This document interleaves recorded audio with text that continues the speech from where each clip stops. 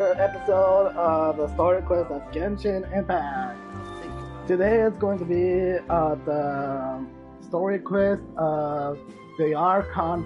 Well, she's not technically an Archon. She's a human created from the actual Hydro Archon, Furina. So hopefully y'all enjoy this stream, and wherever in hopefully this world we can all I just carry memories of my enjoy each other. This blade. It is the last link I have to the land of my birth. I'm trying to find my live right now. Okay, there we go. So in case anybody posts a comment or whatever, I can actually respond to them. So for this, I'm going to switch back to my actual team. It's going to be where is it? This one, my main Eula team. It's just deploying for a second. It's not. I'm not in PC, so it takes its time. Exactly. There'll be an extra fee for that.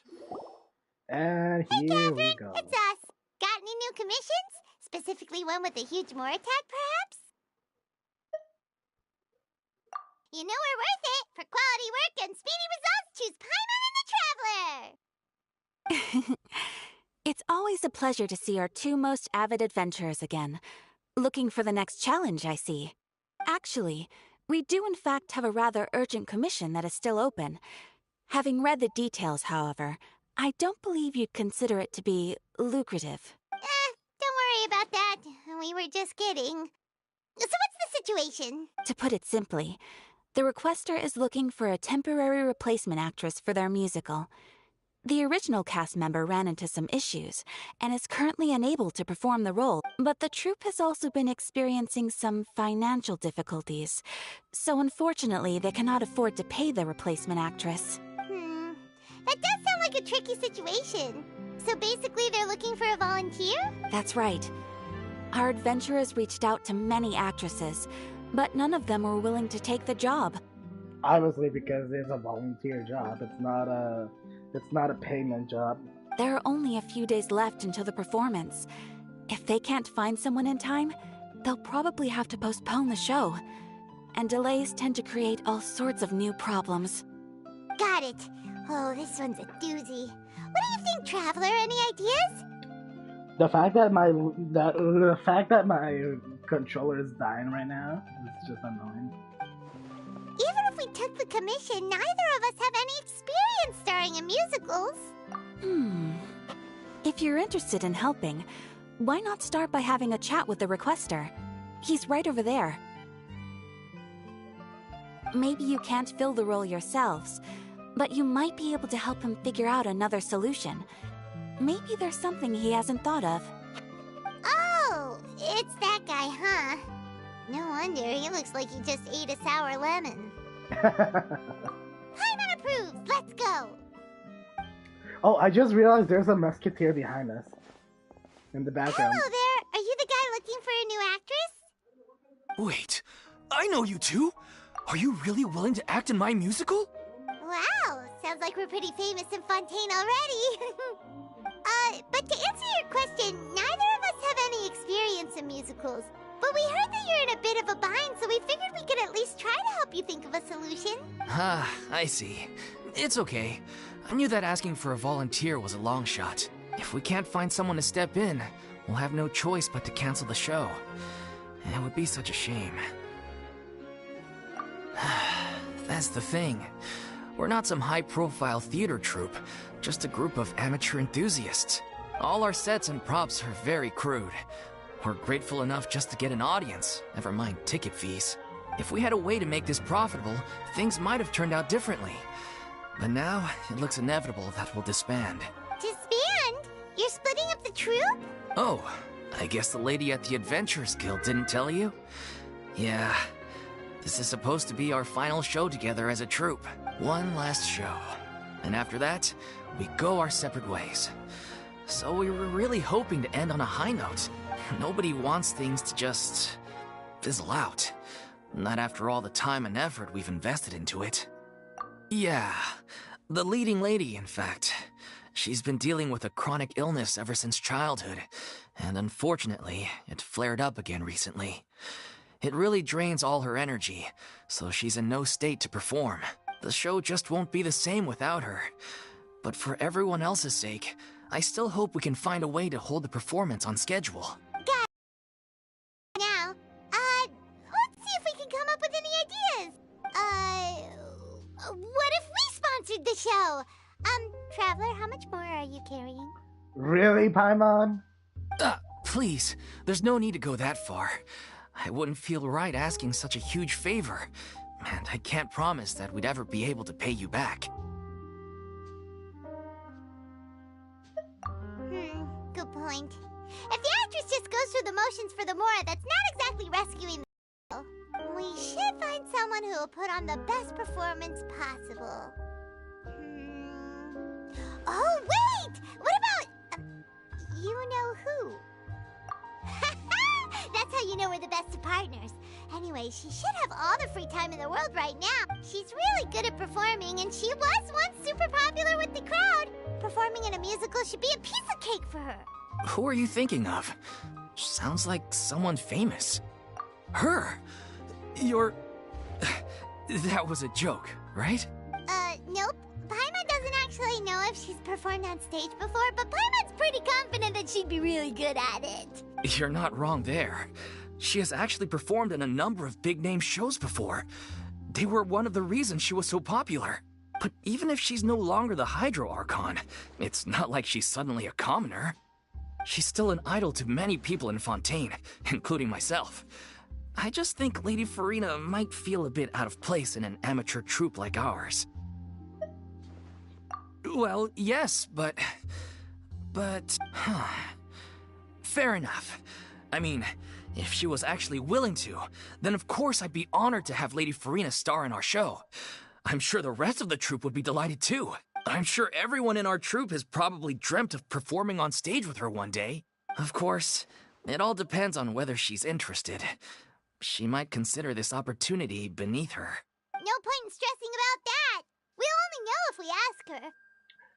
I think that she's going to still be traumatized because she literally had been acting the paper of Hydro Archon for literally 500 years. 500 years of mental illness where you literally feel lonely all the time. So yeah. And besides, things are different now. There's no reason for her to be all high and mighty anymore. Thank you for your help. I guess I'll just stay here and wait for the good news. Good luck. Wait, where does Furina actually live nowadays? She used to live in luxury at the Palais Mermonia, but she's, moved out, right? As it happens, I have her current address here. I can provide it to you. Wait, you were eavesdropping, Catherine? Woo! When did you get here? I came over when things were starting to sound more promising. I thought I should be at the ready in case my assistance is needed. It is my duty to support commissioners in any way I can. Yeah. The fact that you're still a robot controlled by the Fatui is kind of concerning, but okay. Thank you, ma'am. Thank you so much. Well, now that we've got the address, we'll go find Furina. Back.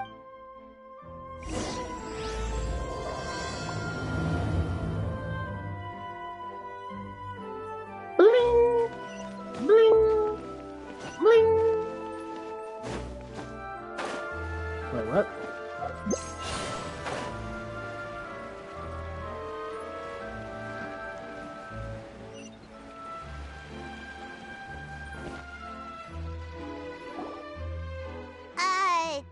Did Catherine really give us the right address? She lives here? Not that there's anything wrong with this place, it's just, a bit of a step down from the Palais Mermonia. You know, it's common courtesy to make sure the homeowner isn't in earshot when you're denigrating their abode. I kind of want to see how's the true Furina, though. Okay, when did popping out of thin air become all the rage? First Catherine and now you? I was just out on a shopping trip. I ran out of macaroni, so I went to grab a few more bags. I used to have a much wider range of choices when it came to food. But now I'm finding that simple, traditional home cooking can be quite delicious too. Not at all. As long as you have different kinds of sauces in, you can have macaroni and tomato sauce one week, macaroni and bolognese the next. Oh, sounds like you're really struggling to cope. How rude! Questioning my cooking skills. The audacity! It's not like I have a very eventful life these days. Actually, I barely leave the house. So I don't see how it's unusual that my meals are a little simpler now too. Besides, I'm sure I could master dishes like la lettre faucilor or blubber profiteroles in no time, if I felt so inclined. Ah, there it is. You don't know how to cook. Not yet, maybe, but... Anyway, what are you even doing here? I do hope you didn't come here just to ogle at my fall from grace. Let me first be clear that I'm not taking guests at this time. So if you're just here to clown around, then please be on your way. Shoot! Sorry! We're sorry! Please don't be mad! Yeah, exactly! What the Traveler said! Paimon wasn't trying to make fun of you. Hang on a sec, you weren't exactly holding back either. My help? Well, maybe you're forgetting that I'm no longer the mighty Hydro Archon. I don't even have a vision, you know. Wait, what? I thought she had a vision all the time. Don't worry, it's nothing that serious. It's just very specific, and you're the one with the power to help. Oh? Well, if that's the case, then fine. I'll spare you the lecture about your attitude just now. So tell me, what specifically makes this matter so specific? Ah, I see. I knew you couldn't have come all this way just to amuse yourselves at my expense. After all, I was once the brightest star in all of Fontaine, well-versed in all the various performing arts. A mere musical is well within my capabilities, but given the present circumstances, I'm afraid I must regretfully decline your casting request. How come? It sounds like this would be a breeze for you. True, but I have made a decision to retire from the stage. It makes quite sense, though. Although I am no longer required to play the role of the Hydro Archon, the time I spent inhabiting that character has left an indelible mark on me. Centuries of pretending to be a different person changes you completely. I'm not the same person I once was. Of course, that can't be undone now. It's too late, and I have no intention of reinventing myself all over again. But at least I can say that I no longer desire to play any new roles. Paimon can understand, but this is just a one-off part to fill in for someone who's sick. Surely that's okay. Whether it's a one-off or not, it's a boundary that I've committed to no longer cross. If I make an exception to the rule now, I'm just leaving a back door for myself, which would be the same as not having a boundary in the first place. So I'm not going to perform, and that is that. That was understandable. But I was thinking about it. Why didn't they call Milo? She's a very good dancer. Actress, I cannot tell, but dancer, yes. Okay, guess there's no convincing you. Well, is there anything else we can do to help out the troupe? Otherwise, they'll just have to disband without any fanfare. Do you know any other actors who might be interested in the role? Nope. Short and to the point, okay. I've never been great at maintaining relationships. Besides, anyone I've ever worked with probably couldn't wait to get rid of me. Since I'm just an ordinary person now, they'll probably just laugh in my face if I go asking them for help. True, but I mean, could you even blame them? I show up out of the blue, begging and groveling for their help with a show they won't even get paid for? Oh, no way. I'm dying from embarrassment just thinking about it. Nope, not happening. Well, is there anything else we can do? This performance really means a lot to the guy we're working for. Have I not made myself clear? You're barking up the wrong tree. I don't want this job, nor do I know of anyone else who would. Sorry. I didn't mean for that to sound so harsh. I wish I could help, really. But if I thought I had the answer to this problem, I would have said so by now. It's all right, Furina. Paimon just wanted to make sure we tried everything. Oh, everyone in the troupe will be so disappointed. Yeah, I guess that's all we can do now. All right, then. We'll see you around, Furina. Toodaloo to you, too. I'm going home to take a rest now.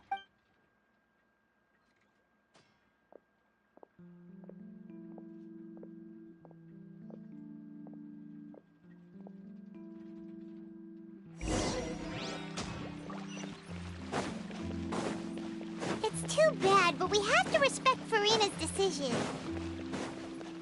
Maybe the thought of performing brings up too many painful memories now.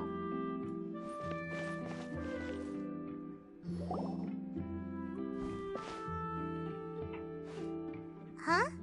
What's going on? Are they arguing? That's besides the point. I'll ask you again.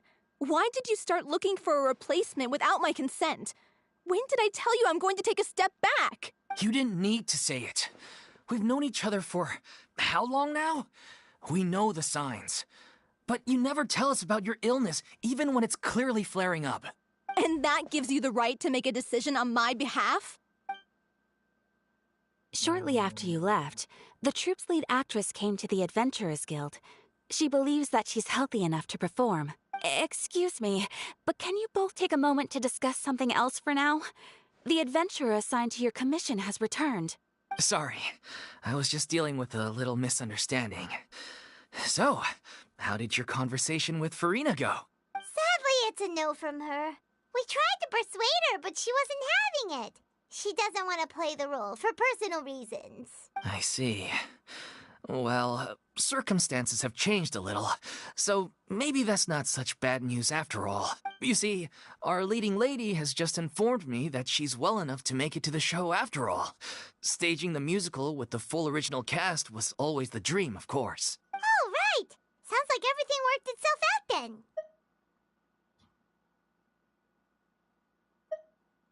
Yeah, she'd be livid. We'd get the scolding of a lifetime. Jeez, is Lady Furina really so harsh with people? Only joking, calm down. So, guess we can consider this case closed now, huh? Despite the fact that we failed to complete the commission, we were still racking our brains for ideas on the way back here. Look, there's no point arguing with you about this anymore. You've made yourself very clear, so I'll stop looking for a replacement. This is the last chance we have, though. If your illness flares up again, there won't be time to find anyone to replace you. So, are you absolutely sure you'll be able to handle it? The whole team is putting everything they have into this final performance. We have to make sure it goes ahead. Yes, I'm completely confident. I've been taking a new medication from the doctor, and it's working brilliantly. I'll definitely be able to tough it out until the performance day. I share everyone's desire to commemorate all our years as a troupe with a proper farewell show. So the last thing I want is to be left out. Pretty fun fact. A lot of the characters look exactly like her that we have met before. If you pay attention in the first Archon quest, there was a character similar like her, that she was like a thief that was passing by as a Fontanian, and it looked exactly like her. So yeah, they've been reusing some models. They just changed like a little bit the clothing and all that. Every one of us thinks of this troupe as their home, myself included. You're right. I'm sorry. I let myself get too worried about the show. I should have asked for your permission first. All's well that ends well. Sounds like the show will go on. Sure.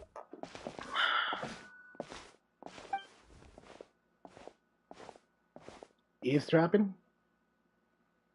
Hey, how did you... I was just passing by because I realized I forgot a couple of items on my shopping list. All right, I'm coming. No need to drag me.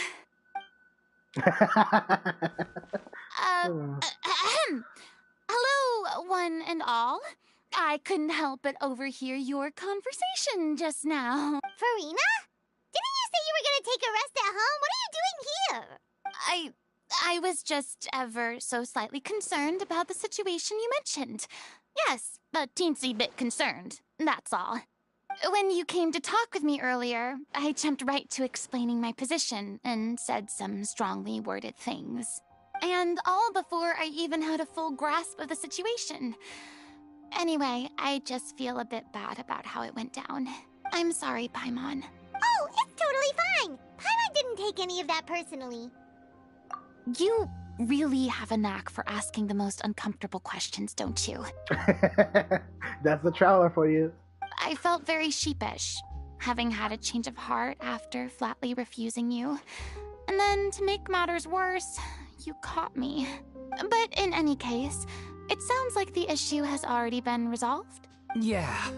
When they said they were gonna ask for your help, I almost had a heart attack.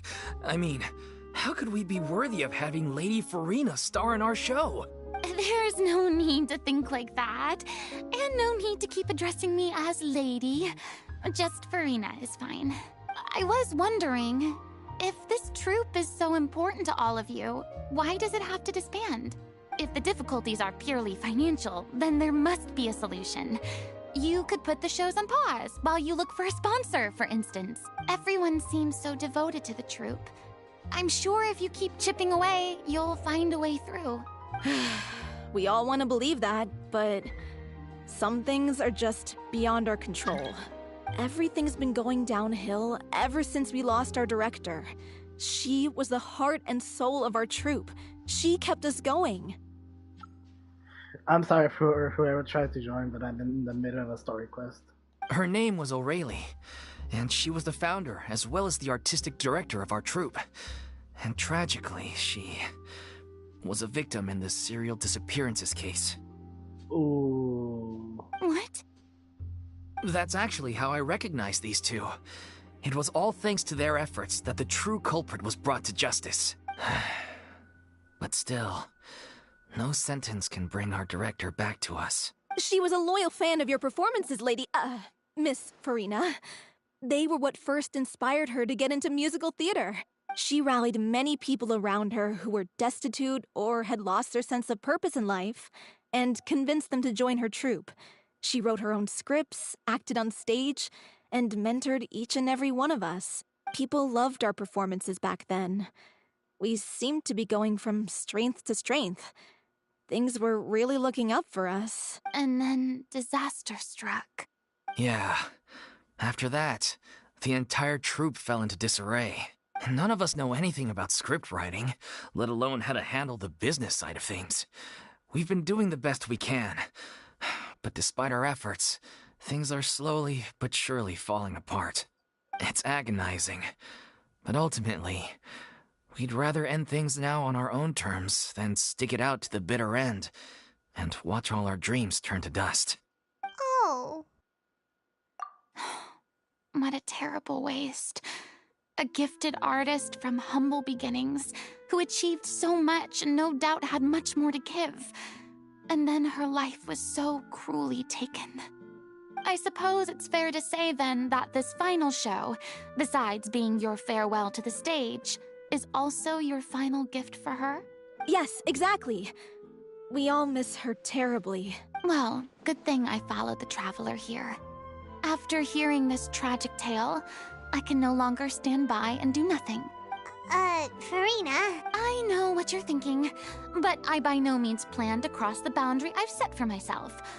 Besides, they're no longer looking for a replacement anyway. I can, however, provide some artistic guidance from the vantage point of a highly experienced audience member, but only if you feel this is something that would help, of course.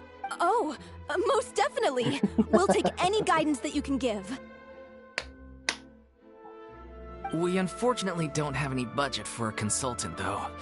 Will that be a problem? I don't need any compensation.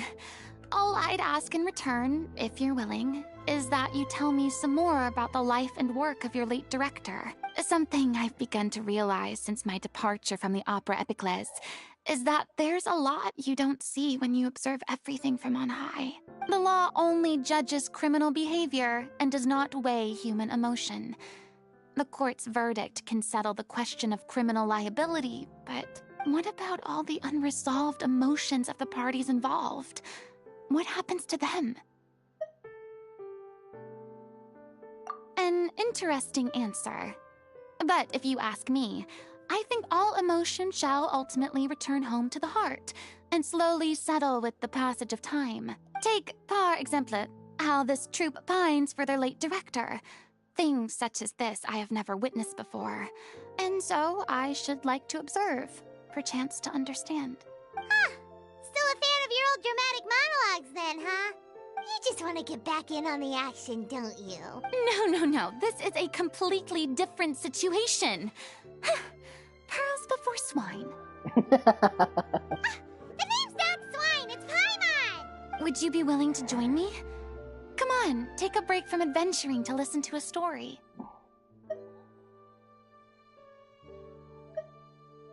Thank you all so much. Our director was a huge fan of Miss Furina's performances, as of course we all are. All right, follow me. We'll go to our usual practice space. Please excuse the size.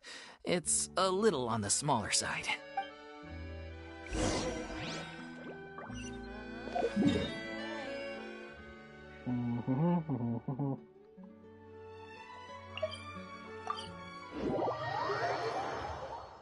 The fact that I teleported only for the reason that I don't want to walk that much.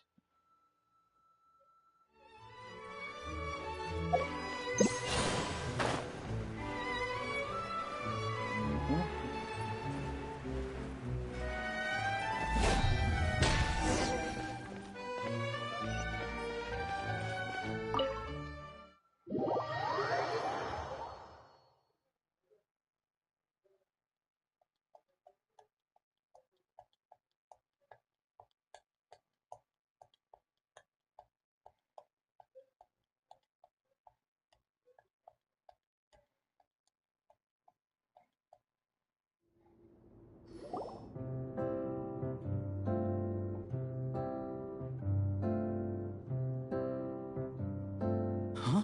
Lady Furina? What's Lady Furina doing here? Hello all. Allow me to explain. As of today, Miss Furina will be supporting our production of The Little Oceanid in the role of artistic consultant. These two over here are the ones that made it possible. They kindly reached out to Miss Furina on our behalf. I'm sure they need no introduction. You bet! That was the trial of the century! You helped bring our director's murderer to justice. We can't thank you enough. Oh, please don't mention it. We're just here to join in on the fun. So, you were saying, The Little Oceanid? Yeah, that's the name of our final show. It's an unfinished script left behind by our director. One of our greatest regrets is that she never got to complete it. So, if we can bring it to the stage and make it a successful show, we can all take some solace in that. Wait, but if it's not finished, then... Yeah, we've been battling issues on every front trying to realize this dream. Anyway, let me give you a quick summary of what the story's all about. The protagonist of the story is a young Oceanid who transforms herself into human form, despite the protests of her family. She longed to live just like any other human. And sure enough, she found friendship and even love. Everything seemed perfect. But one day, her true identity was exposed, and her world came crashing down around her. So far, so good. A classic tale. What happened after that? That's where the story ends. That will be my guess. That's one of the issues we've been trying to deal with. Unfortunately, this was as far as the director got with her script. We need a proper ending so we can bring this musical to the stage. But people have different opinions on which direction to take it in. We still haven't decided between a happy ending or a true-to-life tragedy. What about, well, in my opinion, what about a little bit of both? Not a happy ending, but not a tragedy. Like something that is comprehensible. For example, what if they made it so the ocean, even though was discovered and vanished, she still get to keep her like her family and started living another life, like something like that. By true to life, you mean the director's sudden disappearance? Yeah, like they say, truth is stranger than fiction. But then there's the question of whether we really want to use the stage to pass our raw pain onto the audience. Exactly. A lot of the time, people come to watch a show just hoping for some light entertainment. We have to consider their emotional stake in this, not just our own. And one last thing. We're still waiting on confirmation from two of our main actors. The first is Paulo, who plays the protagonist's lover. He's locked himself away to focus on writing an ending for the script. But the deadline's passed, and we still haven't heard from him. The other is Villemont, who plays the main antagonist. He took the director's death pretty hard. Hasn't set foot in the city since. He did write to us, promising that he'll be there for the final performance, but we haven't seen or heard from him since. So we're not really sure what to make of that. Huh. Although, now that we have Miss Furina helping us, maybe we should take the opportunity to get everyone back together. What opportunity? What do you mean? Maybe you're unaware, but your name has always been like a rallying cry for us. Our director was constantly singing your praises. All of us look up to you as a role model. Oh, stop! You're making me all flustered. Although, not in a bad way. I suspect the reason they're dragging their feet is that they have their doubts about whether the show will really go ahead, considering all the issues you've been facing. Not gonna lie, her attitude, it seems similar to Mona Majestic's. Like, now that she's not faking anything anymore, like, she's being honest with herself, she looks more like Mona. Which is quite nice. I like the attitude of Mona. But one by one, all the obstacles are being removed. Now is the time to rally the troops. Makes sense. Okay, priority number 1, let's check in with Paulo and see where he's at with the ending. He went back to Poisson a few days ago. Said that staying in a friend's home might help him to relax and escape the feeling of isolation. I thought the last thing his friend would want right now would be to take visitors, given that Poisson was flooded not too long ago. But I guess it's the opposite. A friend in need and all that. Yeah, maybe he could use some company. Poisson. Ah, I forgot. I forgot it was really yesterday. No. Ah, those losses. Nothing. I suppose my presence will be indispensable if we are to restore his faith in the show. So allons-y. To Poisson! Ah, we lost 2 very good soldiers there.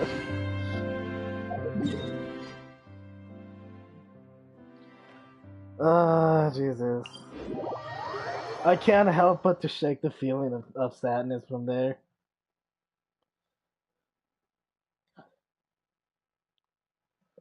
This Genshin story quest is going to have a lot of suspense. And the Hydro Archon, I mean not the Hydro Archon, the Hydro Dragon is actually on its full power. So Nouvellette, it's literally more powerful than a natural Archon.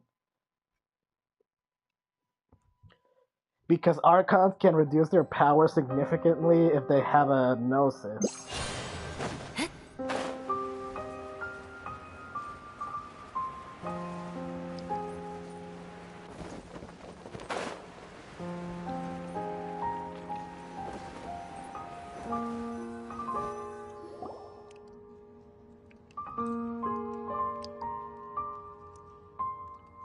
If I remember correctly, this is where he's staying. Who is it? It's me. Is the script ready? You came all the way here for that? All right. Forget that for now. Just come on out. We've got some great news. Nice try. Look, just give me some time, okay? I'm just wrapping up this last part of the script. I'll be out once I'm done. Okay then. Looking forward to your masterpiece. So, as expected, he's missed the deadline. The ending is one of the most important parts of the show. Even once he's done, it isn't final until we've all had the chance to read through and make sure we agree on it. Someone told me they'd just seen you in Poisson. I assumed it was a case of mistaken identity, but sure enough, here you are. And Furina, too. I was wondering if we might run into her. She feels so bad. It's understandable. So, you're here for Paolo? Looks like he could be a while, so feel free to take a stroll around town in the meantime. I've made all the arrangements already. Oh, it's okay. We can just wait here. Thank you for being so considerate, Miss Navia. That sounds wonderful. Get over here, you! How oblivious are you?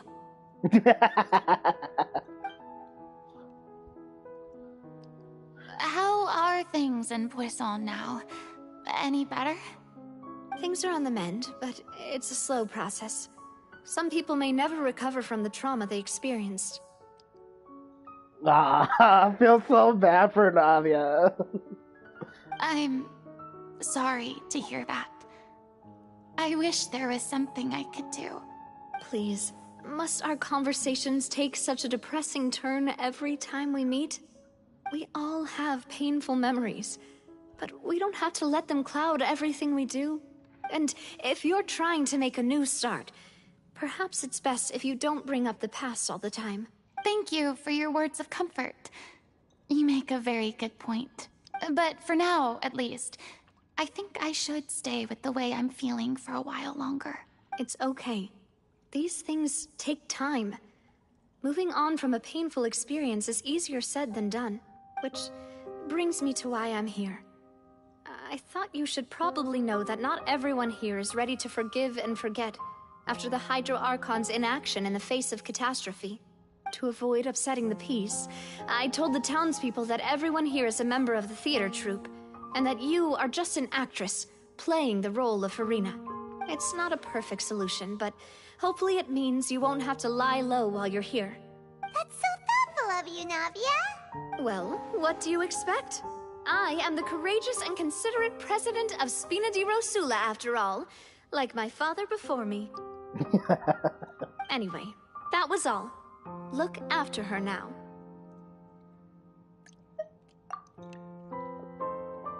Off we go then. Let's take a look up there. I don't have any friends that I can be frank and honest with, so maybe she's right. You're the closest thing to friends that I have.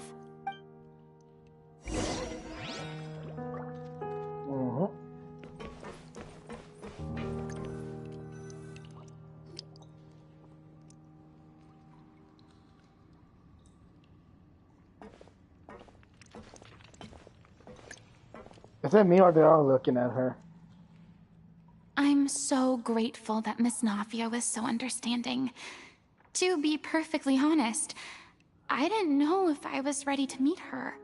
It's always easiest to just run away from your problems.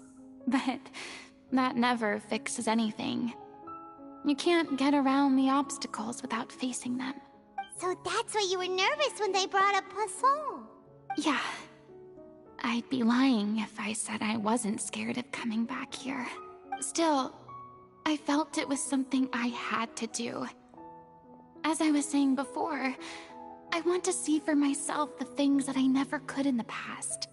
I'd be overjoyed if the people here could find it in their hearts to forgive me. But they're more likely to unleash a tirade of vitriol against me. Which, of course, I completely understand and accept.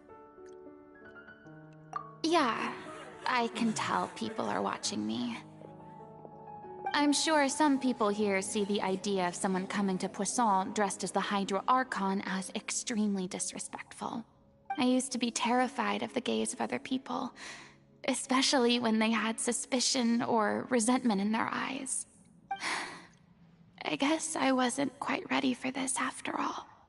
I'm not surprised you're making yourself go through all of this.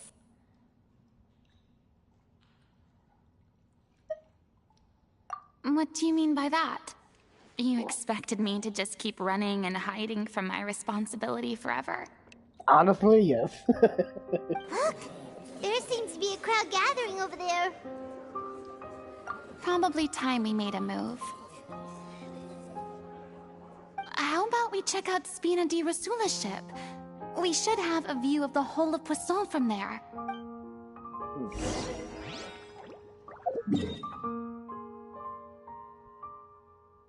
I don't know. Should I teleport? Just to glide all the way there?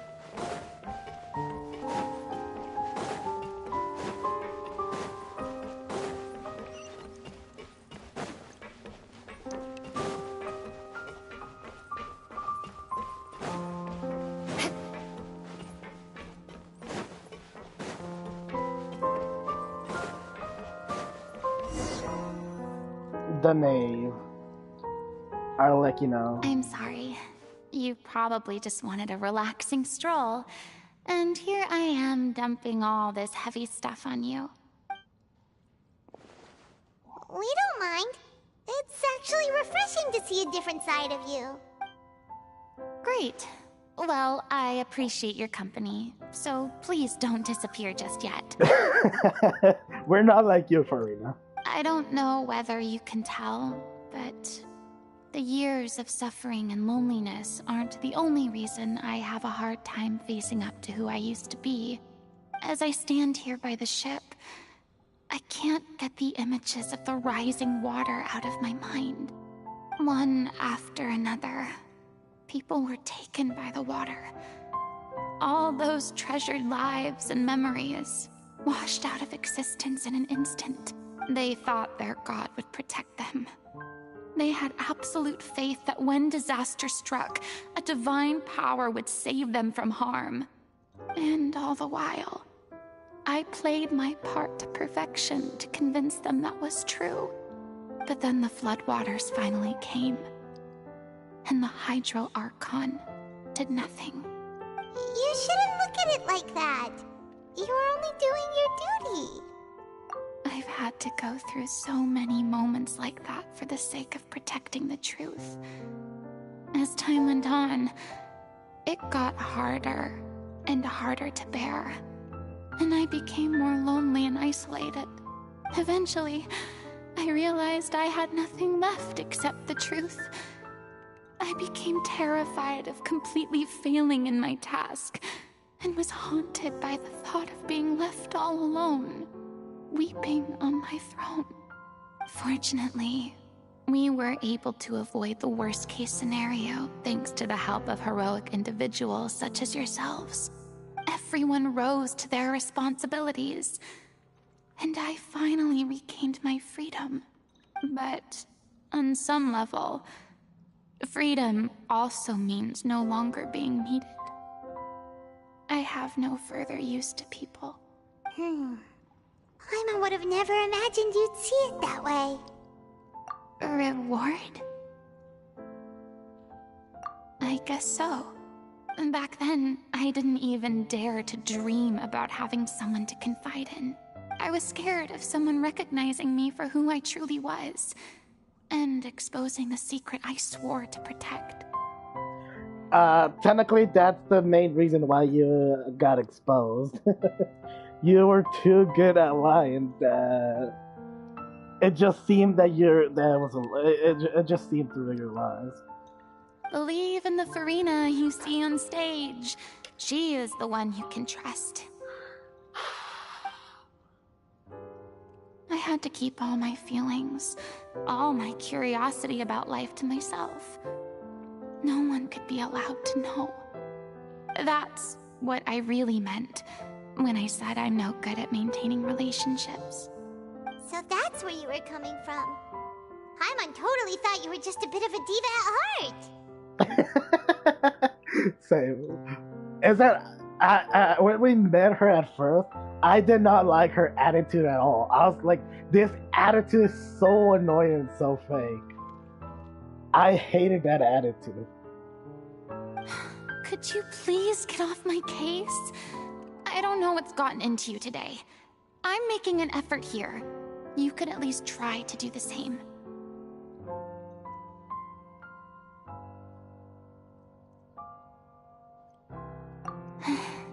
I do. I once had nothing but the truth, and now I'm finally free to live my own life again. And even though I have no idea where I'm going right now, at least the choice is in my hands. All right, it's about time to head back. Paulo should have finished the ending by now. Sure! Okay, let's head back and check it out.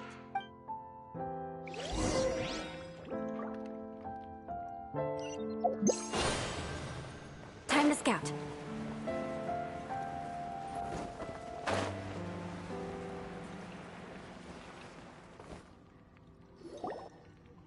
Didn't you say you needed to watch what you eat?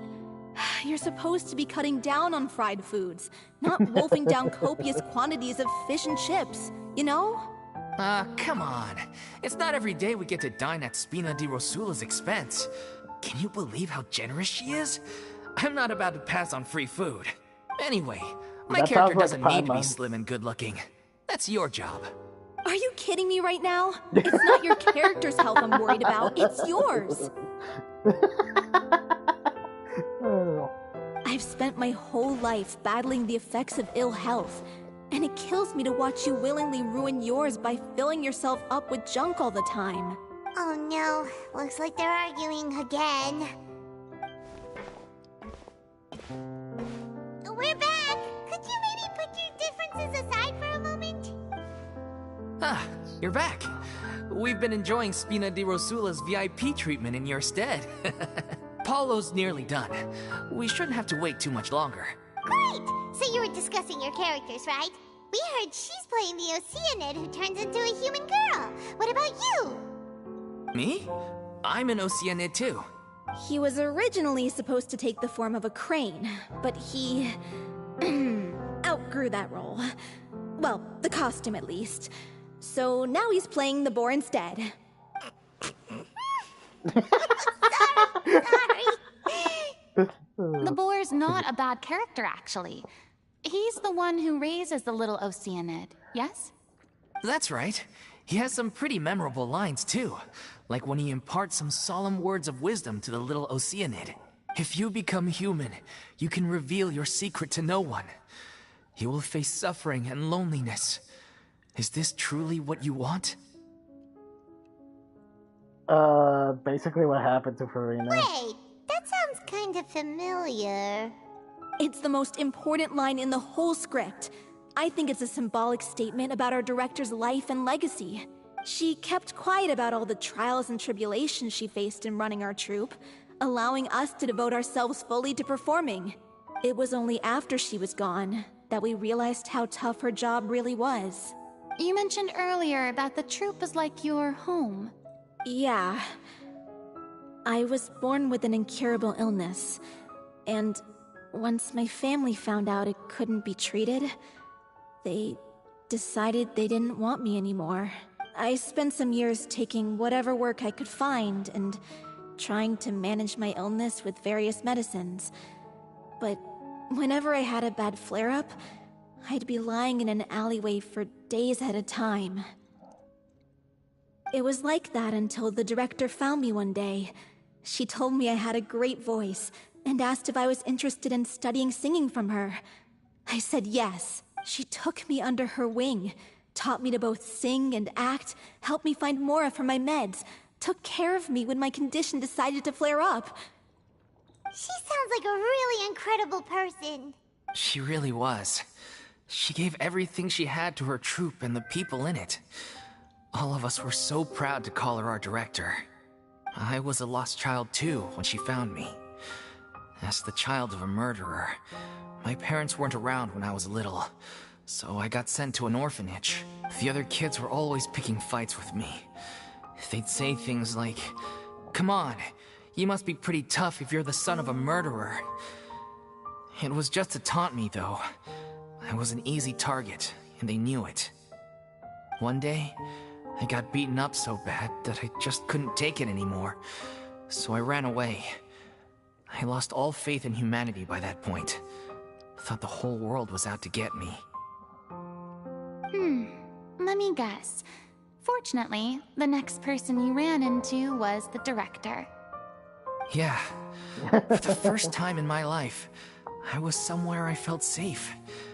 And I promised myself I'd stay here until the day the group parted ways. The day you hoped would never come. How times change. Oh, you're finally done? Get your butt over here. There's someone I need to introduce you to. This is our new artistic consultant, Miss Furina. Furina? The Furina? Oh my god, how did you manage to wrangle that? Please, the honor is all mine. I was profoundly moved to hear about your troupe and your wonderful director. I just wanted to do something to help. Same here!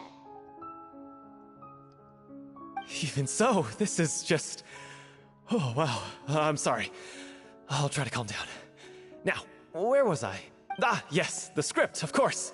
Let me give you a rundown of how the story unfolds in my version of the script. I'm sure you're already familiar with the beginning of the story. A little Oceanid decides she wants to become a human, against the wishes of her family. She finds love and friendship in the bustling city. But then, disaster strikes. The people start to notice that all the fresh water in the surrounding area is slowly disappearing. The soil is becoming arid, plants and flowers are withering, and the people begin to panic. The little Oceanid, Cleo, and her lover decide to do something about it, and investigate the truth of the matter together. In the end, they discover that all the waste and pollution created by humans over the years has caused the fresh water to flee the land, as if driven by a consciousness of its own. Consciousness? You mean the water is sentient? Water as a conscious entity. There's actually quite a few stories that explore this theme. Since the little Oceanid is a water spirit, she immediately understands how the water is feeling. She then tells her lover about her true identity, as well as the truth behind the crisis. Her lover accepts her for who she is, and works with her to find a way to bring the water back. However, unbeknownst to them, there were some people eavesdropping when she revealed her secret. The little Oceanid is accused of being directly responsible for driving the water away, and faces the greatest dilemma of her life. And then? In the end, she makes the brave decision to sacrifice herself to save her lover, and the rest of humanity. Huh? But didn't they all treat Cleo like a villain? Why would she want to save them after that? Because she loved her lover so much that she couldn't afford to... She couldn't afford to see him suffer, that's my guess. Well, she mainly wanted to save her lover, plus everyone who'd stood up for her. Oh, yeah. Something I literally just said. Through her love for her human partner, she was able to find an even greater love. One that extended to all of humanity. Surely the biggest strength of Cleo's character. There's actually something else that bothers me. You know the protagonist is supposed to represent the director, right? And she never had the chance to become a hero in our world. If we're serious about dedicating this show to her memory, we should make the ending as true to life as possible. What about if the little Oceanid is hounded to death by people who hate her, her lover makes sure her secret never gets out, and humanity continues down the path to extinction. I don't like that ending, not gonna lie. That ending sounds too harsh. Even it's a true to life and all that, but it's an act. It's like it's art, what you want to express. The ending that he gave was like you could feel it, and this ending that she's getting is a little too dry for expressing it. That sounds like too cruel of an ending to me. And perhaps a little irresponsible to present to the audience. Well, that's better words to put it on. That ending would be a perfect mirror to Director Aureli's death, both arbitrary and meaningless. On the day when she went missing, Director Aureli had instructed us all, somewhat out of the blue, to leave the court of Fontaine and wait for her outside the city. We waited and waited at the rendezvous point, but she never came. By the time we returned to the city, she disappeared without a trace. We looked for her. The Gardamex looked for her, but she was nowhere to be found. Increasingly, all the signs seemed to point to her being the latest victim in the serial disappearances case. The director was the kindest soul in the world. Yet she was senselessly sacrificed for the sake of a so-called experiment by someone who had nothing to do with her at all. What if he made it so that she got sacrificed by the same village, but at the last moment she just gave her true self to make the water come back. I don't know, something like that. But doesn't the way she suddenly told you to leave the city suggest that maybe she had some sense of what was about to happen? It almost seems as if she was moving you to safety. I've been trying to follow up on that ever since, but all my efforts so far have turned up nothing. Villemont might know something, but he won't open up to me. Villemont? The one who's playing the role of the villain? Yeah. He's been overwhelmed by grief. I think the director's death hit him hardest of all. Grief? Guilt, more like. Also, I have a hard time imagining that anyone took it harder than me. Because, well, speaking of the play being true to life, I was deeply, madly in love with Aureli. What? You kept that one quiet. It's time to be upfront with you all. No more keeping secrets from each other. We'll never be able to agree on the ending if we can't be honest about how we feel. I did tell her how I felt once, but she turned me down pretty much straight away.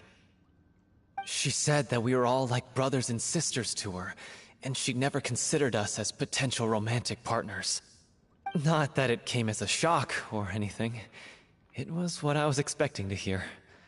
So I told her I'd always be there for the troupe, and I'd always be there for her.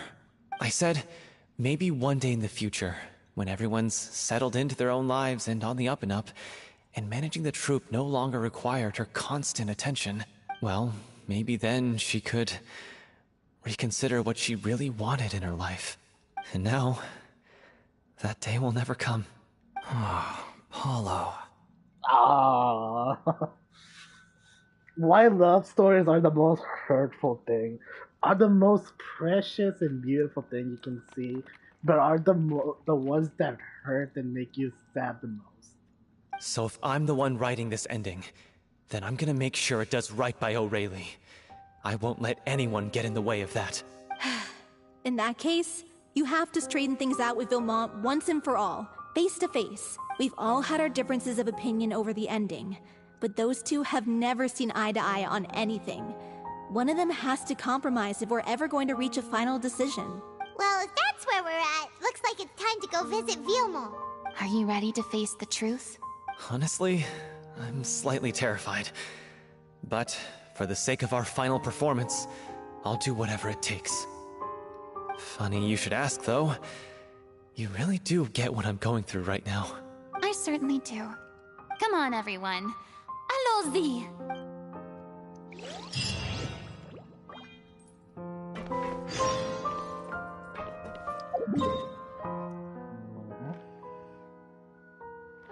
quite far.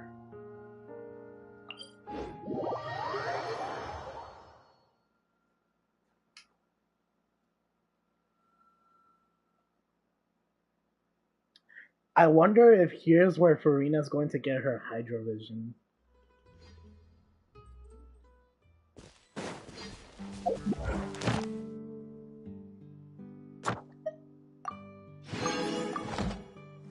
There's the commission threat. This is tough going. Delphi, are you sure you can manage in your condition? I could ask you the same question. Try to keep up.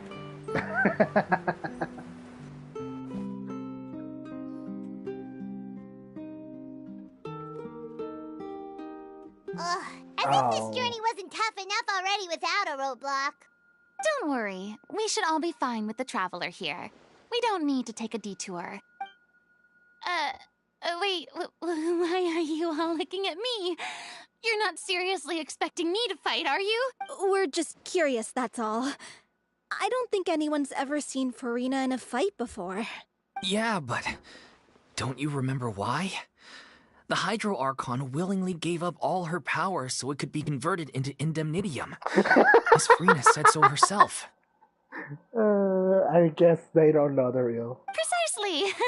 And I'm not even the Hydro Archon anymore, so all my power is gone anyway.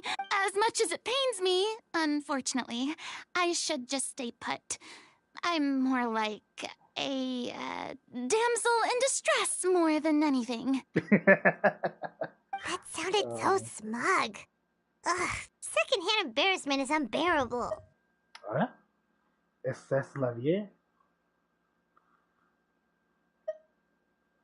Hey, lay off, all right? My bluff is hanging from a thread here. I'm sorry. I got carried away. Please help us out, would you? Aw, too bad. I was so pumped to feast my eyes on fight mode Furina. Sorry to leave all the heavy lifting to you. Don't worry, piece of cake. The real question, should I do it fast or slow? This is order. Shine down!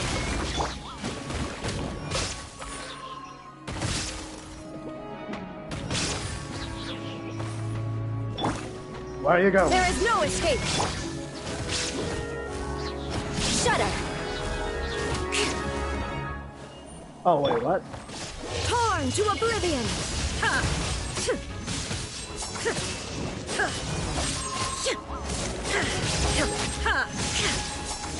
Illusion shattered! Gather! Providing cover fire!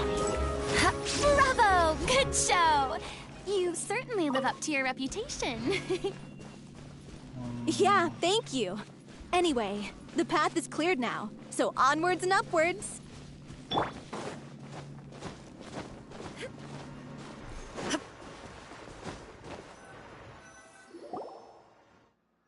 Vilmont, are you there? Huh? Oh, it's you guys. Wait, what's Lady Furina doing here? I can explain. We've been rounding up the whole troop. We now have everyone except you.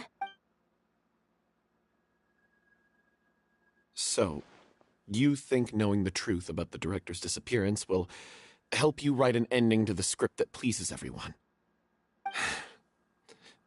I care just as much as everyone else about making the Little Oceanid a success.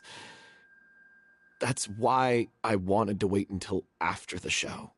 If I open this can of worms now, I just don't want to make things difficult between us.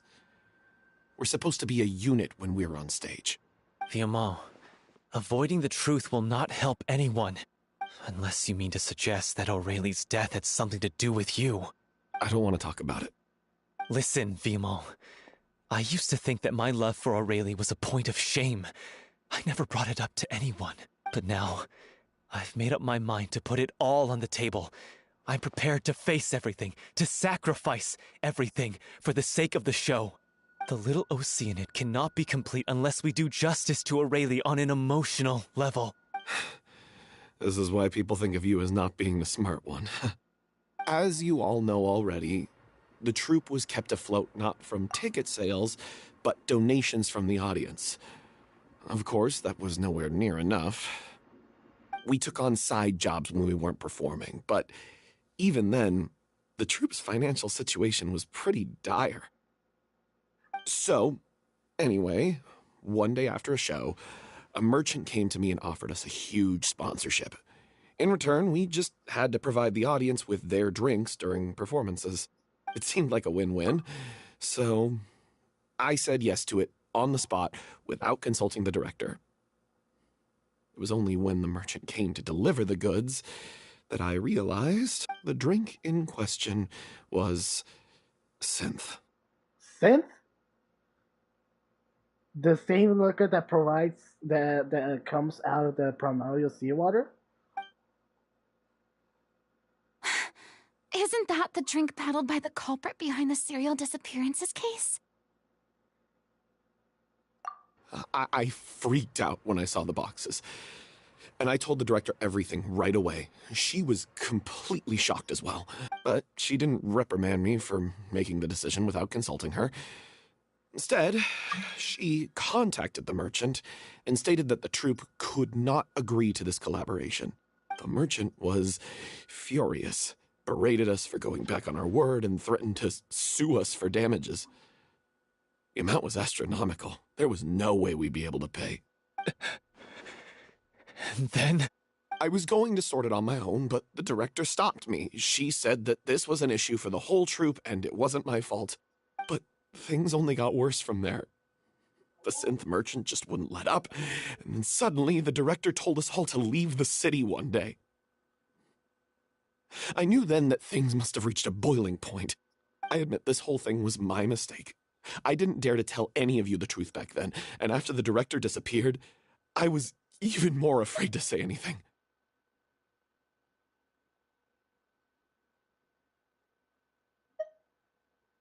Yeah, I got Aurelie killed.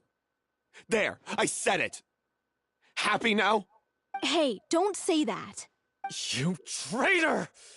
You knew Aurelie was in danger. Why in God's name didn't you tell us? What do you mean? You were afraid? This was a life and death situation. We could have saved her! How could you be so stupid? Please, try not to get too worked up. Yeah, listen to him. You need to stay calm. Stay calm? How can I stay calm? This guy got Aurelie murdered. She was the love of my life. Didn't you just say that you're going to accept everything that he just said? And he has the gall to try and high-road us, claiming that he kept his mouth shut for the sake of the show. How about taking some responsibility for what he's done? It's not all his fault. Like he did commit a little mistake, but that's not truly his fault. That wouldn't even happen before anything had concluded, though, because instead of going to him, the murderer would have got directly to the director and tried to convince her, persuade her to accept the deal without knowing what was it. So it could have been the same outcome, basically. All I can say is I'm sorry. Truly. I wanted to apologize to everyone in the troupe, but that won't bring back the director. What good is my apology now? I'm just a coward who made an awful, terrible mistake that I can never take back. Beat me up if you want. Kill me if you prefer. It's what I deserve. End my life. So I can meet the director and apologize to her in person. Get out of my sight. Go, get lost. I don't ever want to see your face again. That's enough! You've screamed and shouted at each other for long enough. Now pipe down, both of you. Can you stop conflating the show on stage with your real-life relationships in the troupe? You keep saying that you want to use this final performance to pay tribute to your director and celebrate her life. How can you do that if you're just using it as an excuse to vent your own emotions? You're right. I'm sorry. On stage, the lead role is the focal point of the audience's attention. And you're all used to seeing the director as the heart of the troupe. But in her own life, her greatest desire wasn't to be the center of attention. I can tell how much she loved you all, and how much she loved the troupe. What she wanted was to build a warm home for all of her brothers and sisters. To shield you all from the storms that rage in the world outside.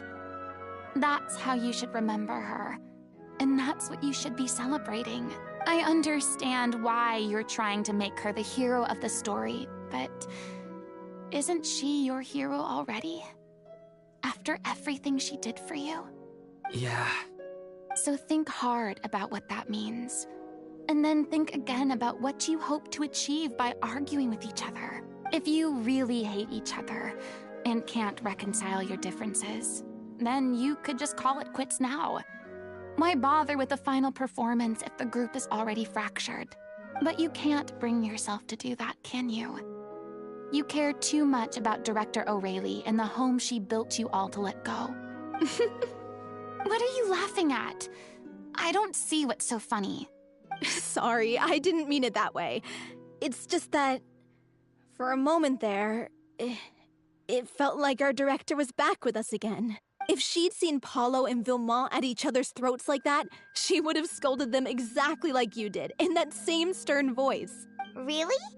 But she sounded like such a gentle person. Of course she was. Even her harshest lectures came from a place of kindness, and it showed. She really was a truly outstanding person. What you said, it really puts everything into perspective. I'm truly sorry. I really meant for this to be a genuine apology, but I ended up making it all about me and my self-pity. It's all right. Let's save all this for after the performance. So, the ending. What are we gonna do about it? Clearly, everyone needs to take a step back for now and reflect on what really matters.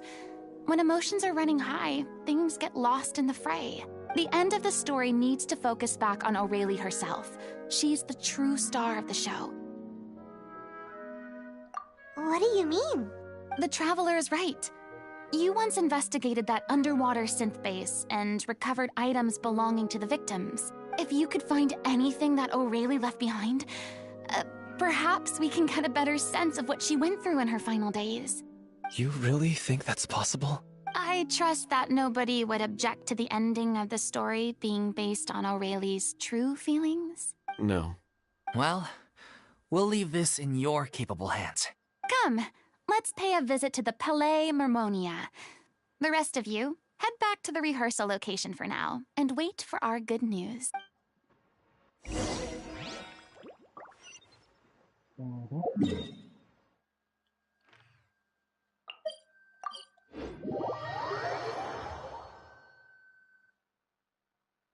I wonder if we're going to see Monsieur Novelet.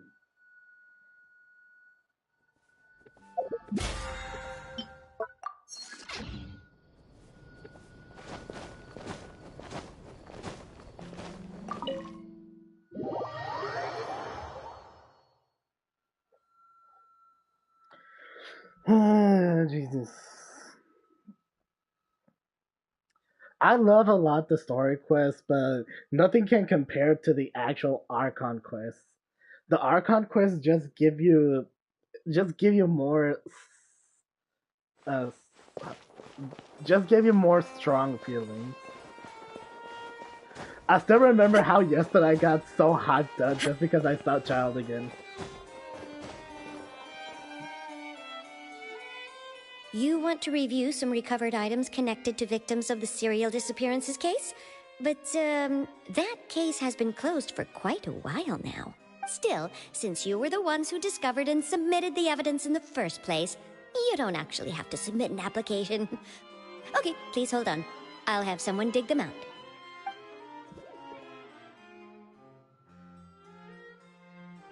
So, this is all O'Reilly left behind. Just whatever she was carrying on her person and this tattered old notebook.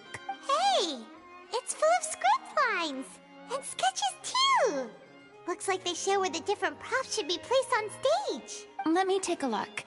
Maybe there's something in here from after she was kidnapped. Aha! I found something. To whoever discovers this diary. Let's see. Looks like she kept a detailed record of her captor's actions.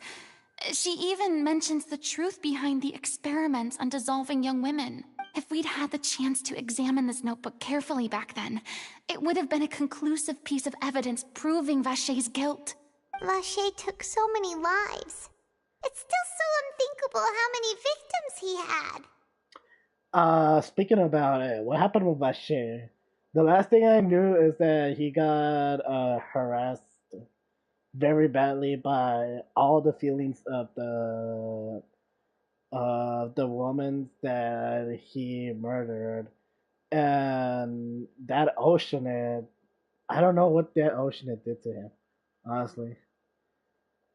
I don't know if he's in jail or not, so I wonder what happened to him. I guess O'Reilly must have written all of this down in the hope that her records would one day be of use to investigators. Wait, it cuts off. Her handwriting here gets patchier and more illegible by the line. She probably didn't have much strength left. Her final words are...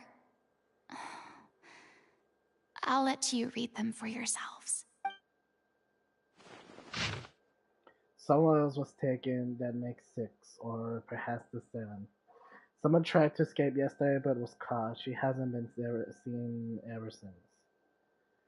Was that yesterday? Maybe not. I've long since lost track of time. Sorry, I don't know if writing this is any of use, or how much longer I can do it for. I can already see my fate approaching, but what terrifies me even more is the though of seeing others from the troop here. Have I truly protected them? Sorry, I'm so sorry. I can write no more. I think I have fewer, and my old stomach troubles have returned, but nobody has given me any medicine. I suppose I'm more fortunate than crazy. The pain keeps her awake all night. I suppose they think that anything goes so long as the experimental subjects can be used up before they die. It is so damp here. I have given her my blanket. So cold, so cold, so cold. As long as one persists, all things will pass. There will be a reward for hard work. I like to tell them such things, but it is I who am losing my grip. If anyone sees this, true, safe. I, then important. Please farewell, apologize. Life perform future. Regret, Cleo. This page is an absolute mess, and the writer's pen seems to have wandered surface around him. Only some words can be made out, and then barely said that. From this page onward, the diary stopped, to be replaced with lyrics from musicals. Some are in form of newspapers, clippings, others handwriting with many crossing and out changes. It is apparent that the pages have been referenced often, and this was the personal notebook of artistic director's audio. She was so terrified.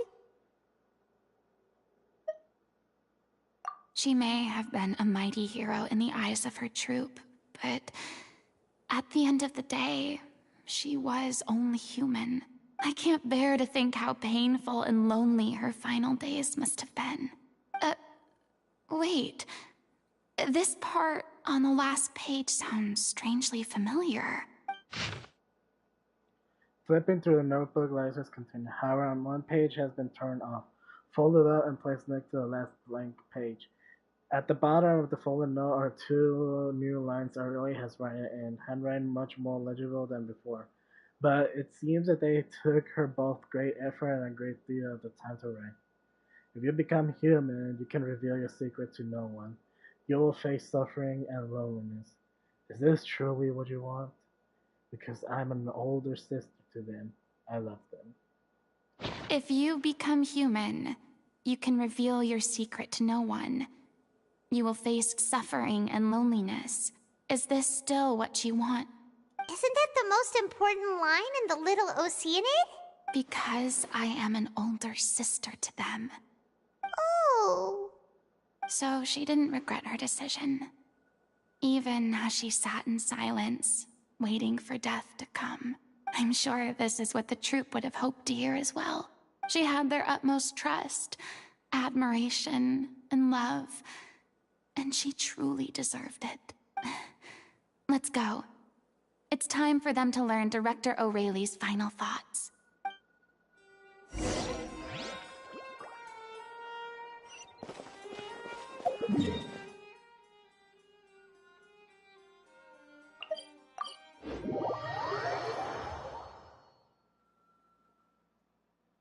I don't know why, but I don't feel as sad as yesterday with the from the Archon quest that I passed.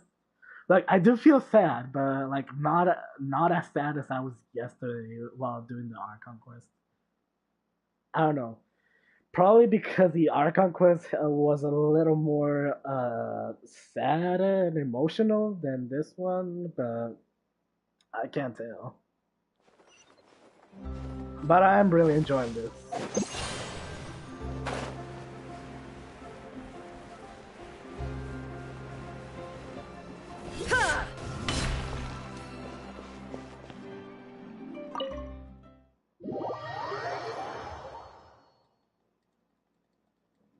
Can't wait so I can get Furina. And 20 more wishes, 20 more pulls, I'll have a guarantee 5-star.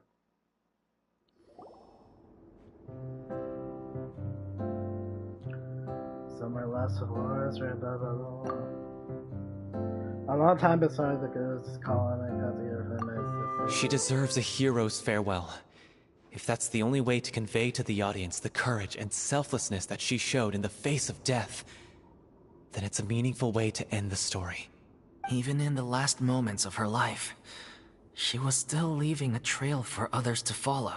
She did her best to protect as many people as possible, even if it meant sacrificing herself. We know what choice our little Oceanid would have made now. I don't think any more discussion is necessary. Well, Vilmont, if we put the past aside for now, do you think you can bring yourself to go ahead with the show? I will channel all my regret and put it into my performance, to make this a show worthy of our director. I won't ask for your forgiveness, and you don't need to worry about my feelings. This final farewell show should be about Director O'Reilly and her alone. Then it seems like we've reached a consensus. I have a feeling that this will turn out to be the most mesmerizing performance of your lives. Really? How can you be so sure when you've never even seen them perform before?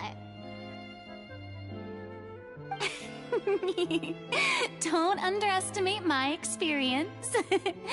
After watching a countless number of musicals, I've learned one important thing. If you want to move the audience with your music, you must fully commit and immerse yourself in your role, pouring all your emotion into your performance. And aren't human emotions love, hate, regret, and hope just the most mesmerizing things in this world? I don't believe anybody could be more committed to bringing this story to life on the stage than they are now. Thank you for the vote of confidence, Miss Furina. And thank you for supporting us through all this. I do want to see the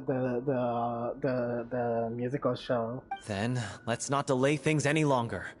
We need to discuss the details of the ending and get it nailed down once and for all. Actually, before that, I'd like to make a proposal. During the curtain call, please allow me to use the director's name instead of my own. Huh? But then... After all, this role was originally meant to be played by the director. I'm just filling in for her.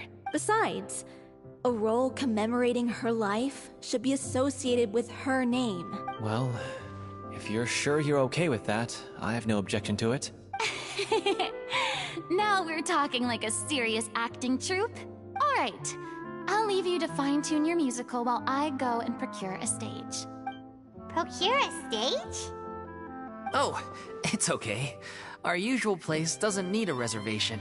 That place? Oh, don't be silly. 4 an extraordinary show, we need an extraordinary stage. By which I, of course, mean the Opera Epiclese. Whoa, wait, what? No.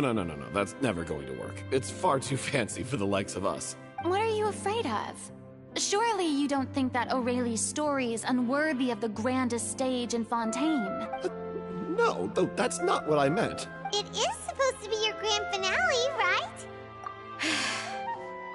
I have no problem with it then. How about the rest of you?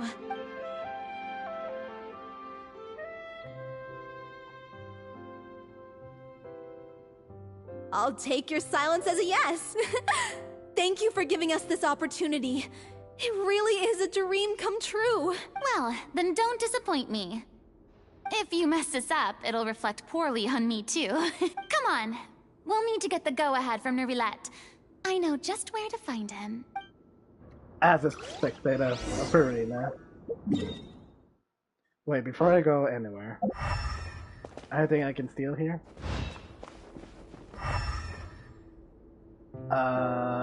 No.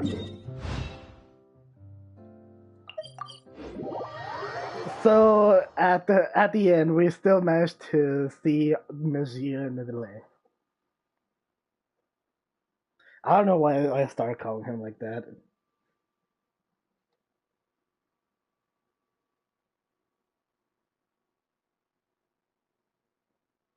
Now that I think about it, who is more powerful now? The actual dragon, Hydro Dragon, or Zhongli? Now that I think about it.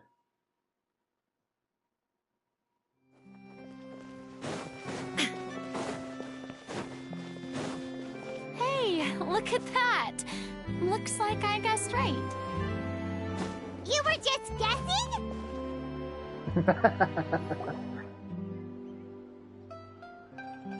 I knew you'd be here.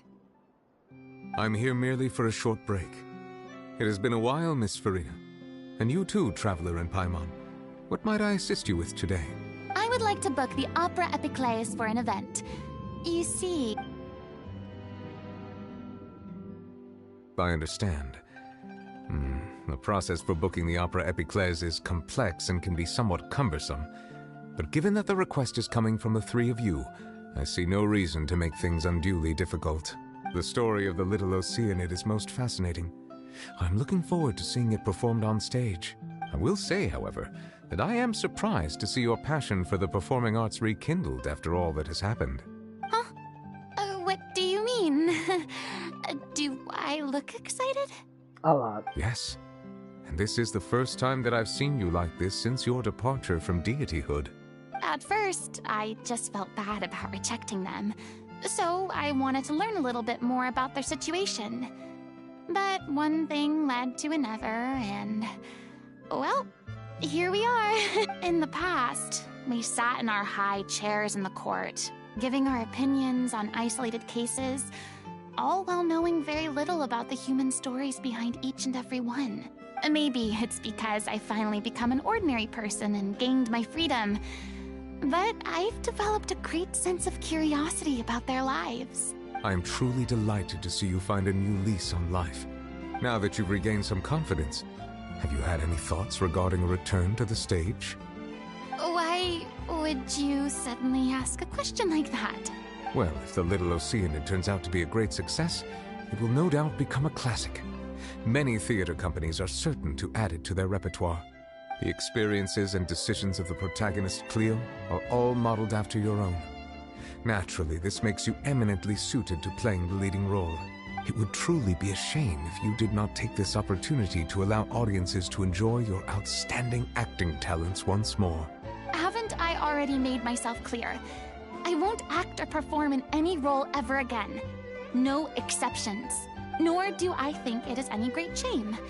There is no lack of fine actors or inspirational stories, either on or off the stage. This experience is a case in point. I feel like I've learned a lot, and it has already been well worth the price of admission. I must admit, though, I'm a little envious. They're quite fortunate to be able to bid farewell to their past in such a magnificent manner. I see. Well, I'm glad to learn that you have found a role to play that you enjoy, be it on the stage or not. I sincerely hope the show will serve as the grandest of finales. I will have my staff book the date and mail the relevant paperwork to the troupe once the details are confirmed. Thanks, Nervalet. You are very welcome. I cannot think anything to say. Look at these two daddies. They're just something else. And if you pay attention, they look at each other like if they knew each other. Many people were once enthralled by Lady Furina's performances, myself included. I hope that one day she'll be able to understand that our appreciation was always sincere.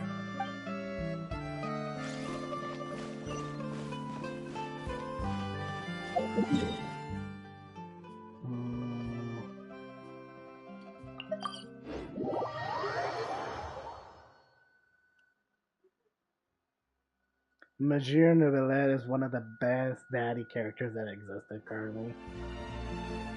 We have I'll Hate Them, we have Zhongli, we have Novelet, obviously, and we have Brightly. We could count Ito, but he's very childish, so I don't know if he can fit the category of a daddy. Because in order to be like a daddy, you have to have like that mature essence, like that strong will. You know what I mean. Good news, everyone. It's done. The Opera Epiclese is booked. Thanks to my eloquent and impassioned speech, Monsieur Neuvillette was moved to provide us with a fitting stage for this special performance. We've had to fight every step of the way for this opportunity, but we now have all of the ingredients necessary to stage a truly spectacular performance. A touching story, a magnificent venue, and last but not least, a passionate and dedicated cast. Now, let's work together and make this show the best it can be. This is truly wonderful. The sooner we can finalize the ending, the more time we'll have to rehearse. Fiamma and I just went over some parts of the script and tweaked a few things. I think it's really going to resonate with the audience now. Wow, you two had a constructive conversation? That's great! Communication is vital to any good performance. Look at us. We've come so far. I never could have pictured this scene a few days ago.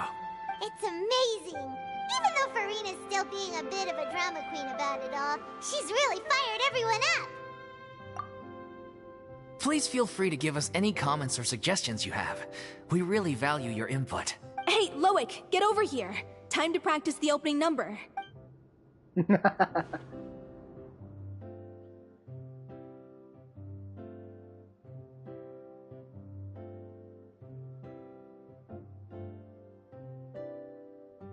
Ah, that looks beautiful. What's I don't know. These images look so nice. That cursed Cleo. She stole the waters of life from us. She's a fraud, and she must pay for her crimes. This has nothing to do with her. The ignorance and hatred of our people is to blame. How can we hope to win back the water's favor if we don't change our ways? This guy could be useful. Take him hostage. If Cleo wants him back, she'll have to show herself. Leave this place, oh little Oceanid, and never, ever look back!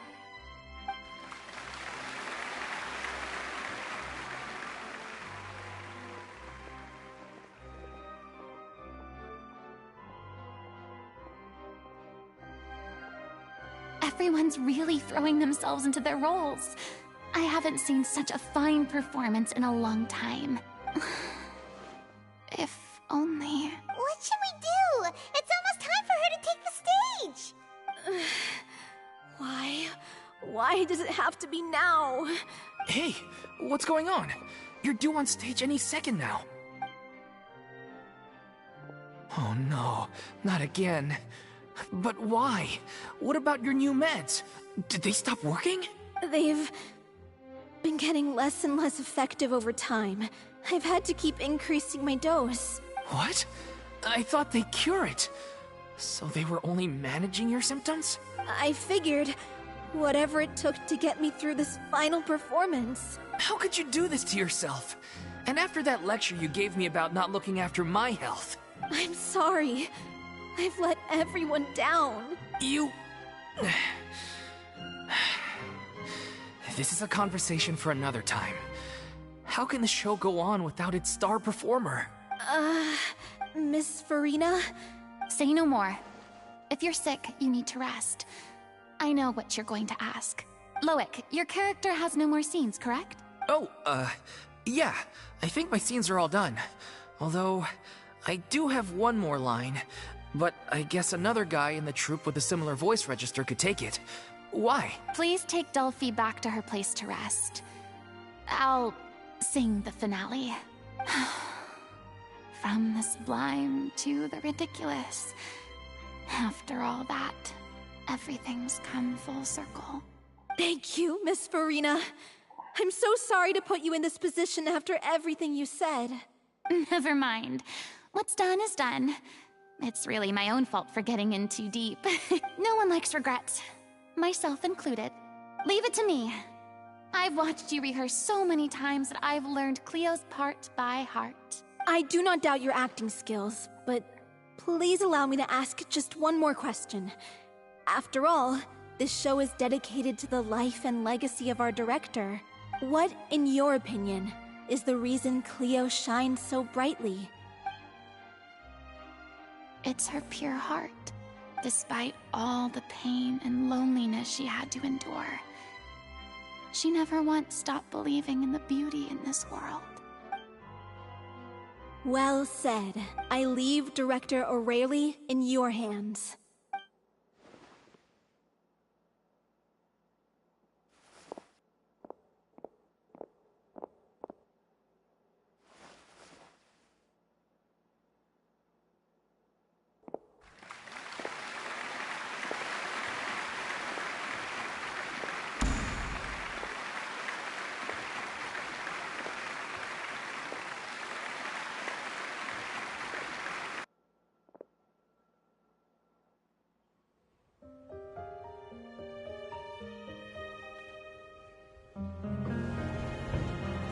Is she here yet? Let's get here! She's not coming! You're wrong. She's here.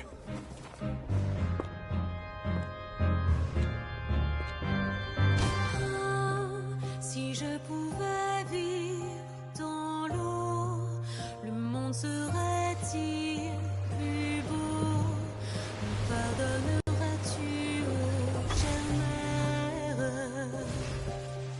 L'eau dans son courant fait danser nos vies, et la cité elle nourrit, ainsi que toi, mon doux amour.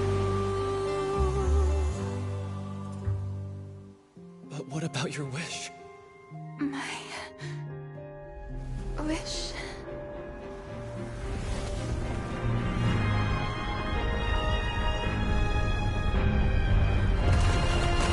If you become human, you can reveal your secret to no one. You will face suffering and loneliness. Is this truly what you want? Le grand amour ne suffit pas, seul un adieu fleurira. C'est notre histoire de vie, douce et amère. Moi, je serai toujours là, à voir le monde et sa beauté.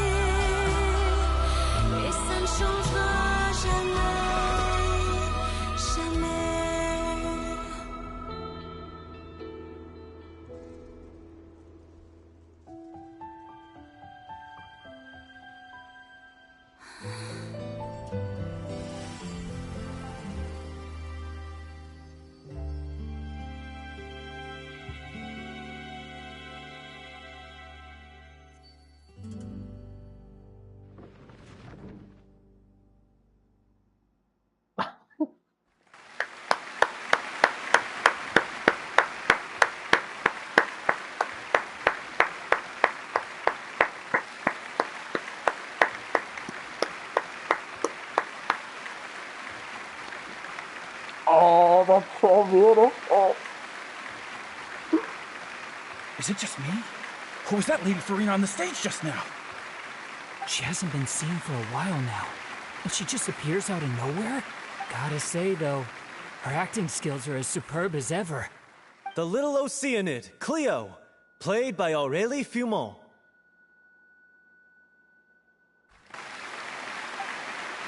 Wait, that's not her name. What's going on? I don't know. Maybe it's just a doppelganger. I've spent a lot of time out of the spotlight, and they didn't use my name during the curtain call either. Hopefully, not too many people recognized me. It's too bad that I had to break the one clear rule I'd managed to make for myself, even if I had no choice. Still, I have to admit that, despite everything, it felt good to be back on the stage again. Finally, we would like to give a special thanks to our artistic consultant and event coordinator, Miss Furina. Hey, that's not what we agreed on. Oh, so it was Furina after all. She's back. Honestly, what is he doing? He should have run that by me first.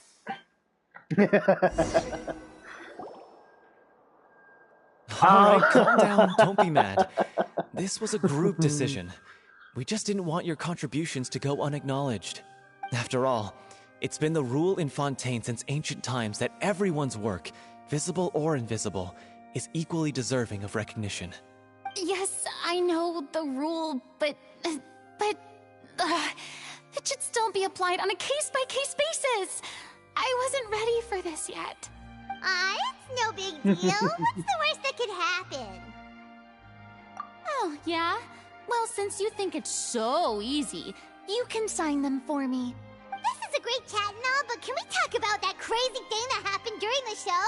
It nearly gave Paimon a heart attack. She got her vision. Paimon flew over to where she was supposed to be and was about to drop the prop vision, and then suddenly, a real one popped out of thin air! Oh, that. I've got no idea what happened there either. But hey, it worked pretty well, didn't it? I'll bet the audience has never seen such a realistic prop. Wait, what about Dolphy? I wonder how she's doing. Oh, let's go check on her as soon as we finish clearing the stage. Yes. Plus, she'll definitely want to hear how the end of the show went. If nothing else, we can safely say that we accomplished what we set out to do.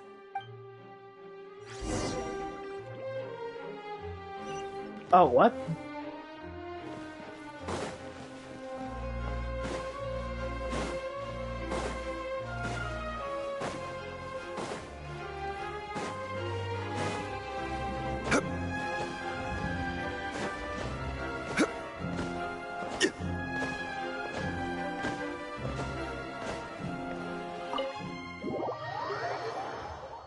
I just wanted to hop all the way there.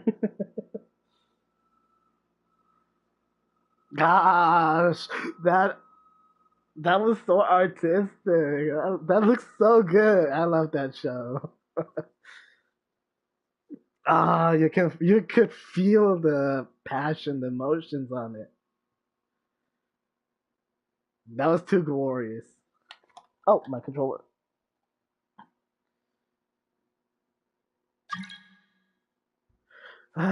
Sorry, the story quest is not yet done.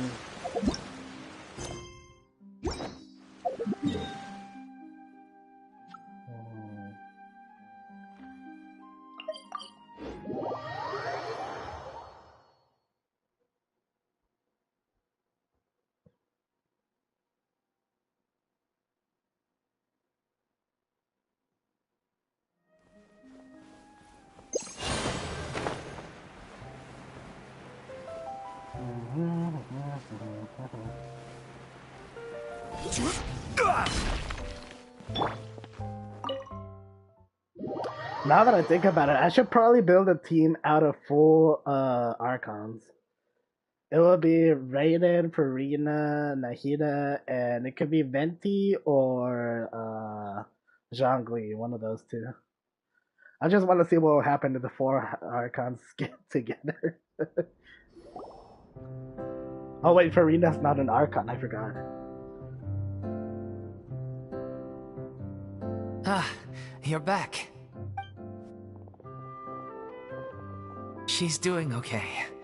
Her condition stabilized after taking some of her original medication. From experience, though, I'd say she still needs a few more days of rest. How did the performance go?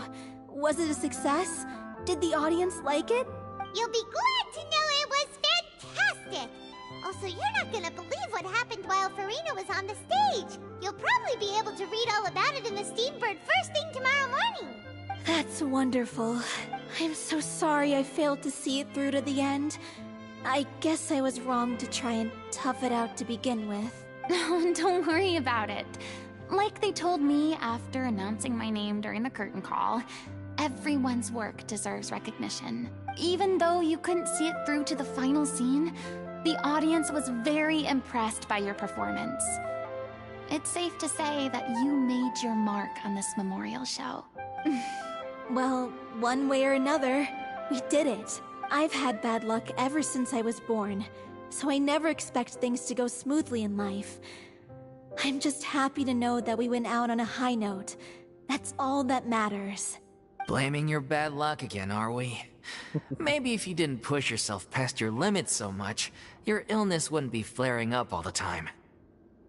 Oh, don't you start. I don't have the energy to argue with you right now. Aw, you two clearly care a lot about each other. They look like a couple. I don't know what you're talking about. You mean we never stop arguing with each other? They're definitely like a couple. So, any plans for the next step? After the brilliant performance you put on, the reputation of your troupe is sure to spread through Fontaine like wildfire. You won't have to disband if you don't want to. You could capitalize on the rave reviews and license out the Little Oceanid to the bigger theater troupes out there. That would do wonders for your financial situation. No, we should still disband.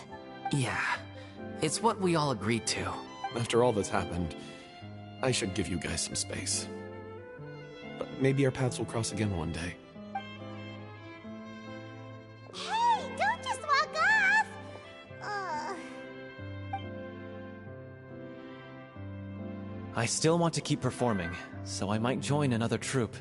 After watching Miss Furina's performance, I think I'm starting to understand our director's infatuation with musicals. You should do it. It suits you. I'd originally hoped to keep performing too, but I don't know if my health will allow me to.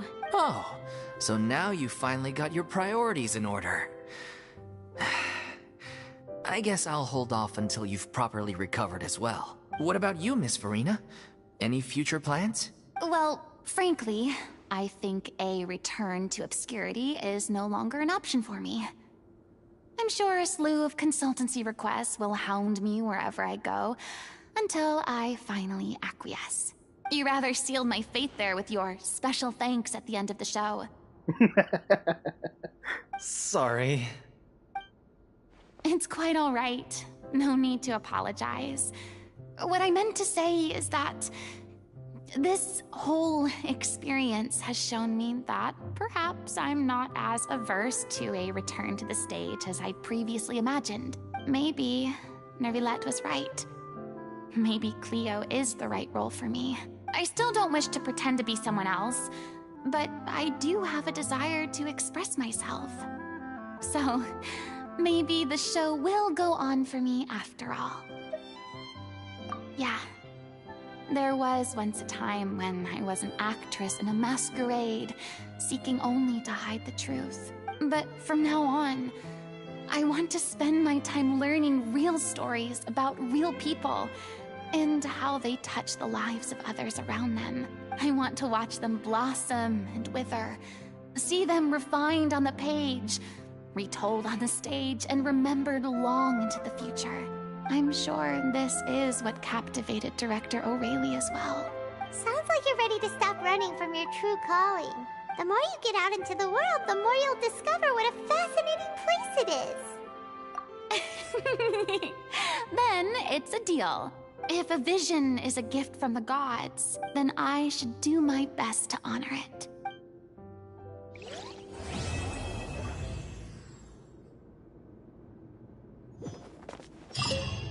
It's ironic to think that in my whole time as a god, I could only ever dream of receiving this kind of power. And now that the gods have given me their blessing, it actually feels more like I'm finally able to take my fate in my own hands. Is that how humans feel about it as well? Well, there was a very good happy ending, not gonna lie. I actually enjoyed it. But unfortunately, this is how I'm going to leave it right now because, as I said, this stream was only to show the story quest of Furina. I actually enjoyed it a lot, and I hope that everybody have enjoyed it too. And keep in touch because I'm going to be streaming more about the new. They're not Archon quests, but they're just like regular quests, world quests. But these quests are going to take a while, so I'm going to be streaming a little bit of the performance of the missions, and I'm going to be exploring the new area that it's going to be Linear's Forest and the Mort region. So yeah, as you pay attention, it's not actually explored, and the reason it's not explored is because, well, it had a little bit of progression to explore, but it's because of the teleportation waypoints. I was a little too lazy, and I'm like, you know what, I don't want to spend too much time in case the Archon quest or the story quest had to involve around here, so I just decided to unlock all the teleportation waypoints. But still, it was very fun to enjoy this stream with everybody. This story was yet another very good, revealing, and emotional experience. So yeah, thank you everybody for watching, and I hope you have a wonderful day. I hope that we can still keep in touch with the rest of the streams. So see ya later. Goodbye.